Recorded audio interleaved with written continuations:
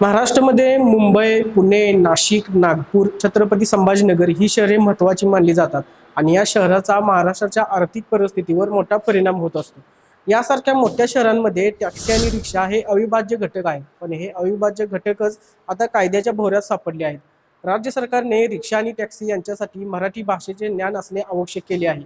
यामुळे या वादाला आणखीनच तोंड फुटले आहे. आता याची नेमकी बाजू काय आहे, यावरती रिक्षा चालकांचं काय मत आहे आणि यामागचं राजकारण काय आहे, हे नेमकं आजच्या व्हिडिओतून समजून घेऊया. नमस्कार, मी साजिद. आपण पाहताय तरुण भारत कोल्हापूर. मुंबईमध्ये रिक्षा ही अविभाज्य घटक मानली जाते, कारण मुंबईमध्ये फक्त महाराष्ट्राचे लोकच ये जा करत नाही, तर मुंबईत परप्रांतीय लोकांची संख्या लक्षणीय आहे.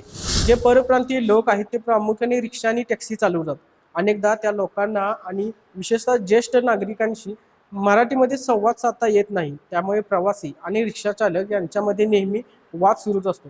आपण सोशल मीडियाच्या माध्यमातून बघत असतो की जे परप्रांतीय लोक आहेत ते जर का अरेरावीची भाषा करत असतील तर त्यांना राजकीय कार्यकर्त्यांच्याकडून समज दिला जातो. हे आपण वारंवार पाहतच असतो.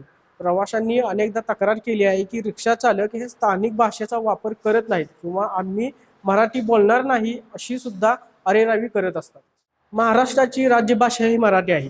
राज्यातील सार्वजनिक सेवा देणाऱ्या व्यक्तीला स्थानिक भाषेचं ज्ञान असणं नियमानुसार अपेक्षित आहे, असं सरकारचं म्हणणं आहे. म्हणूनच सरकारने रिक्षा चालक आणि टॅक्सी चालक यांच्यासाठी मराठी सक्तीचा नियम काढला आहे.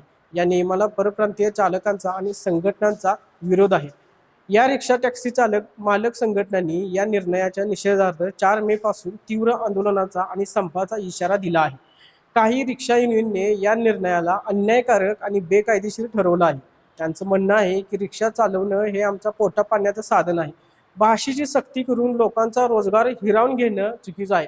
अचानक परवाने रद्द केल्यामुळे लाखो कुटुंबांवर उपासमारीची वेळ येणार आहे. या सर्व प्रकरणानंतर मुंबईत रिक्षा व टॅक्सी युनियनचे अध्यक्ष शशांक राव म्हणाले, आता जे काही परिवहन मंत्र्यांनी सांगितलं आहे की 1 मे पासून मराठी लिहिता वाचता येत नाही की येतं, ते आता परीक्षा घेणार आहेत आणि सर्व RTO ऑफिसमध्ये याची नोटीस सुद्धा पाठवण्यात आली आहे. ज्यांना मराठी येत नसेल त्यांचे परवाने रद्द करण्यात येतील. मुळात हे पूर्णपणे चुकीचे आहे. एकदा तुम्ही ज्या वेळेला परवाने दिले आहेत, मराठी भाषेचे व्यावहारिक ज्ञान आहे किंवा डोमासाला आहे म्हणूनच त्यांना परवाने दिले आहेत. राज्य परिवहन मंत्र्यांनी हा जो तडकाफडकी निर्णय घेतलेला आहे तो पूर्णपणे चुकीचा आहे. विशेष बाब म्हणजे काही रिक्षा चालकांनी मराठी शिकण्यासाठी आग्रह धरला आहे.